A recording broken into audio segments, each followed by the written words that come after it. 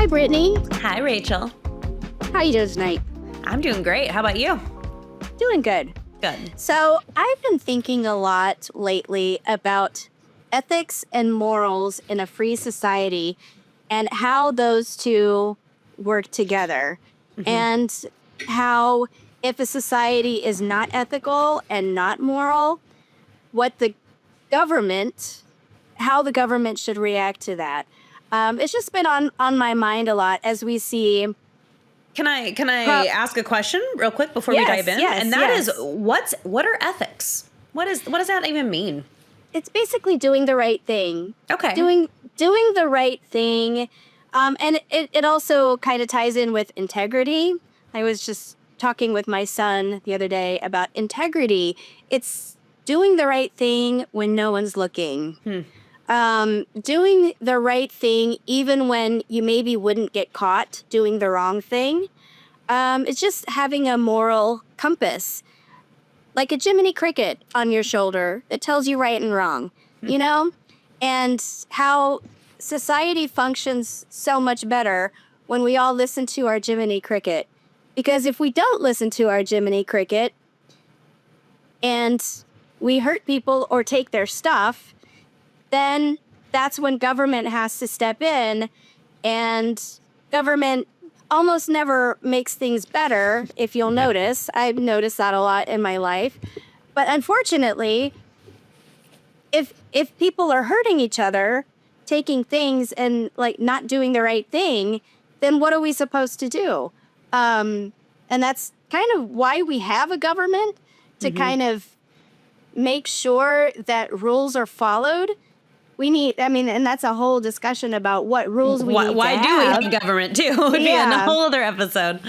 But it just seems to me like the more society loses sight of doing the right thing and following the golden rule, the bigger government has to get. So I've been thinking a lot about religion, and I'm not here to preach to anyone, but it just seems like in our history, when we've had societies that are very church focused and very religious, that kind of feeds into people's moral compass, and it kind of creates a community where we hold each other in check through private means, through teaching morality, through sticking to morality, and just a higher sense of doing the right thing. Yeah, you know what else? For reasons. Yeah, it's kind of like that too, as a family. You know, Yeah. because I agree with you, especially, you look back, you have that, what they call like Judeo-Christian values, or whatever you want to call the religion. And then I think a family is similar, right? Where in a family, you kind of have those ethics and the good quality of like, we look out for each other, we have each other's back. And so it reminds me of that. I think one of the smallest communities is the family. Yeah, and in the family, the parents are the government. And so if the kids are always fighting a lot, or if the kids are, sneaking cookies and breaking rules and things, then the parents have to crack down and, administer consequences. But if the kids follow the rules and do the right thing, even when their parents are not looking and there's no cookies missing, then everybody gets along a lot better, don't they? Yeah, I have a question for you. I'm going to put you on the spot as a parent. Okay. So you were saying do the right thing, even when their parents aren't looking. So when we say like right thing, who determines what that is as the parent? As you're setting rules and you say, okay, I want them to do the right thing. Is it, I want them to do this because if they don't do this, maybe my house will get messy? Or is it, I don't want them to do this because they will get hurt? Or is it the because I said so, type of thing that we've all done before? How do you come to that decision on your own as a parent of this is what's right? Well, with every household, it's going to be a little bit different. Yeah. But I think at a very basic level, and this applies to countries, communities, cities, everywhere, I think in general, don't hurt people, don't take their stuff. I think most of legitimate laws are based on those principles. And if you start, beating up your sister, you start, taking her Game Boy or whatever, her things, then we have a problem. But, and there's going to be other things like chores, you know. Kids are going to have chores that they're supposed to do, and if they don't do them, there might be consequences. Every house is going to have different rules. I'm curious with your household with chores, do you give your kids allowance? Growing up, we didn't. Growing up, it was kind of like you don't get allowance for doing chores because it's part of your social contract of being a part of this family. I'm just curious what you guys do with your boys. I can see it both ways, but in our household, the allowance that we give them is contingent upon do they do a list of chores every day. Because I personally, now I can see it from different points of view, but what we're trying to do in our house is connect work with money. I want the boys to understand that money comes from work, right? And you don't get money for doing your schoolwork, even though arguably that's your job at this age. But as far as chores, I want them to gain a work ethic, right? There's that word again. Yeah, ethic. And actually, my 14-year-old son, very proud of him, he very religiously did his chores every day for over a year because he wanted a gaming computer. That cost $1,400. And he did enough chores and saved up enough money to do that. And we were very proud of him and, you know, put birthday money towards it and everything. But I think it's very important for people to learn how to do the right thing so that we don't need a big government. And that's something that really concerns me as we look at states like California that have basically legalized looting stores, and you see all these videos of people robbing the corner Walgreens or CVS or the grocery store, and the state has decided that they don't want to be mean, so as long as you take less than $900 worth of stuff, we're just not going to worry about it. And then you see businesses closing down, and you see what's called a food desert. That means there's no grocery store in your neighborhood, you know? And it's really so sad because it's like a ripple effect. It's not just a matter of the government needs to get bigger in order to crack down on this kind of thing and enforce property rights, but there's no grocery store, you know? Like your society can't function if people don't have a moral compass. So I'm curious because I think a lot of people, if you ask people, you know, where do you learn your ethics from? Where do those derive from? Some people will tell you public school. You know, you send your kids to school and that's where they learn what is right and what is wrong. But I think there's a lot of questions around that now, too, because we've seen a lot of political agendas and these personal beliefs go into the schools now. And so then that kind of makes you wonder, are schools the opposite of ethics? Are kids getting those ethical lessons in school? What do you think? Well, especially when there's separation of church and state, which there should be. But where does a secular school get its sense of morals? And it's not to say that there isn't without, you know, a religion. You can certainly be a moral person without religion. I think religion helps a lot personally. It's a very good foundation.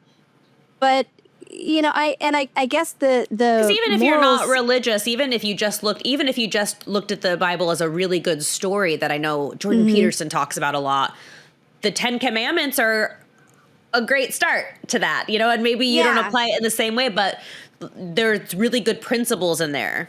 Yeah, and the golden rule, do unto others as you would have them do unto you, you know, and it's kind of a little disconcerting to think that a school might think that they can't teach that simply because it comes from the Bible. So what are they teaching? And I guess that's going to vary from school to school. It's going to depend on the teachers and their personalities and their background at each individual school, what a kid might pick up. And for some families, that's just not okay. So they homeschool or they go to private school. But sometimes there's bad private schools too.